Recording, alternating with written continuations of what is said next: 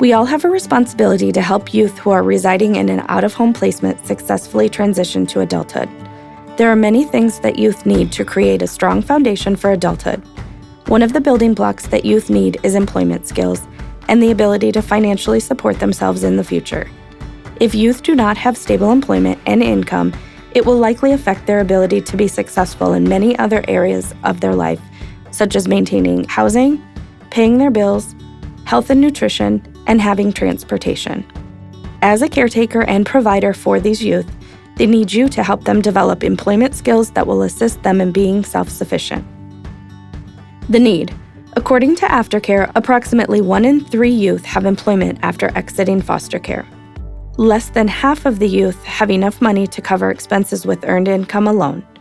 39% of youth report they are behind on rent or utilities. Less than half of youth have a driver's license. What's your role? There are many ways you can assist a youth in preparing and gaining employment. First, educate and teach. Every youth should be in some stage for preparing for employment. Evaluate what stage the youth is at and what they are ready for. What are the steps to get them ready for the next stage? Help them identify their strengths. What do they enjoy doing? What areas do they excel in?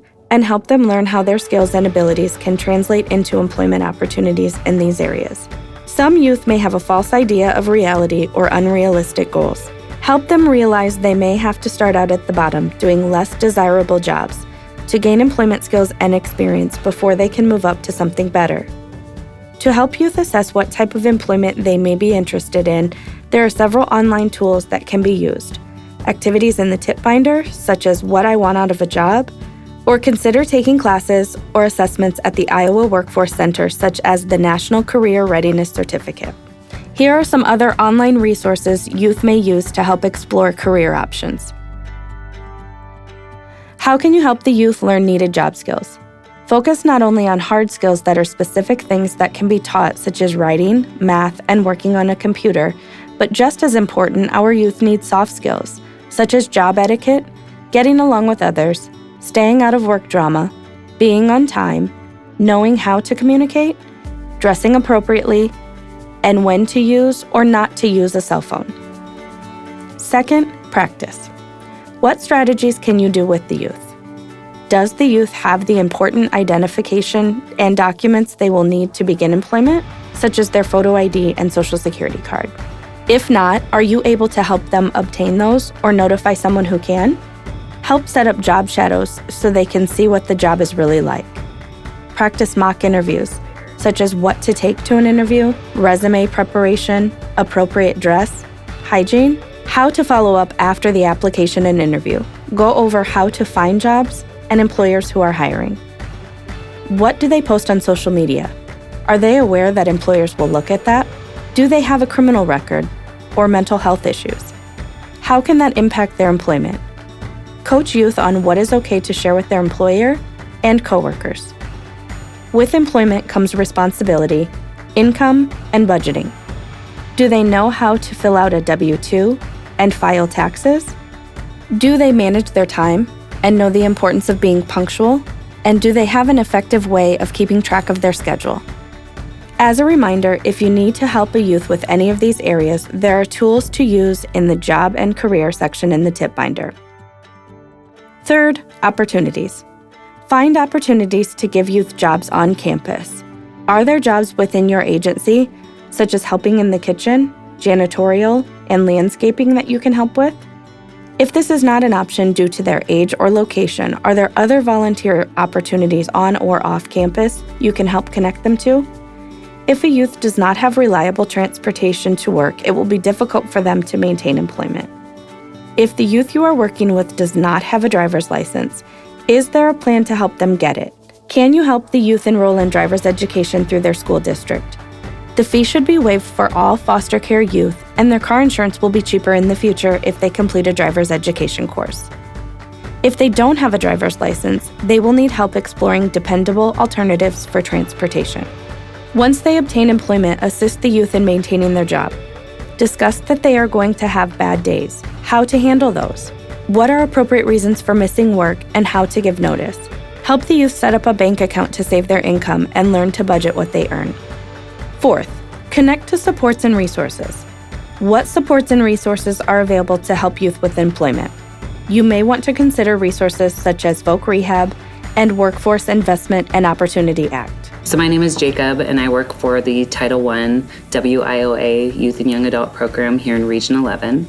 We are federally funded, so what that means is basically no matter where you're at or where you find yourself, you'll be able to find a center that can help support you and help you reach your goals. We are federally funded to provide career planning services, so that's the meat and potatoes kind of what we do here at the center. The best way to get in touch with our program is to call your local workforce development center, and they will get you in touch with us and our program. Eligibility looks different for everybody, but everybody that participates in our program has to be between the ages of 14 to 24, and they also have to be able to legally work here in the United States. In addition to those two, program participants have to have an additional barrier to employment.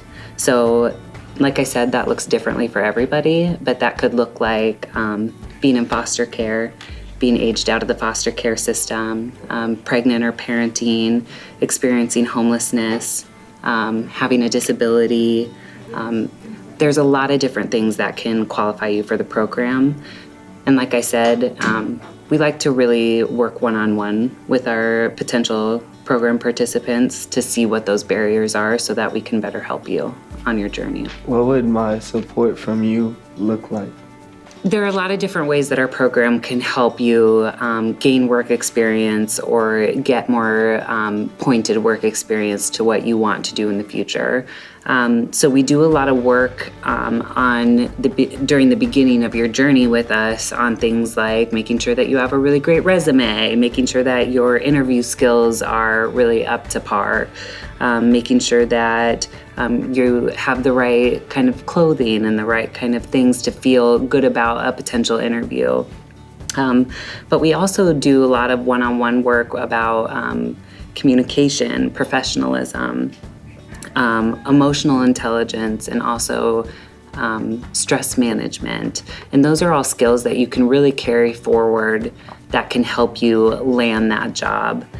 In addition to that, just being associated with our program does carry a lot of weight. So when you can tell an employer that you are working with the program and working towards goals and becoming a better professional, and improving your communication skills, they're going to look at that, and that's going to be a huge plus in their book. And so that's just some of the ways that just being associated with our program and also working through some of those things in our program can help you get that job or move into a job that you feel like is the one that you want.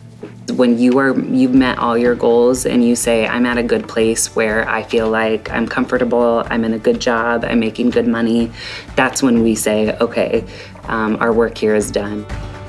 Vocational rehabilitation provides employment services. However, that can look very varied for individual youth. We start out with pre-employment transition services, including job exploration, counseling on opportunities, which explores a lot of post-secondary options such as college, work readiness skills, self-advocacy, and workplace learning experiences, including non-paid or paid work experiences in the community. Here are a few more resources to consider: the Tip Binder, National Readiness Certificate, online job sites, earn and learn apprenticeships, hands-on programs such as Youth Build for those interested in construction, and Job Corps for certificates in trade programs. If you have questions, you can contact the transition planning specialist in your area. Thank you again for supporting our youth in foster care and helping them become self-sufficient by gaining employment and becoming productive members of the community.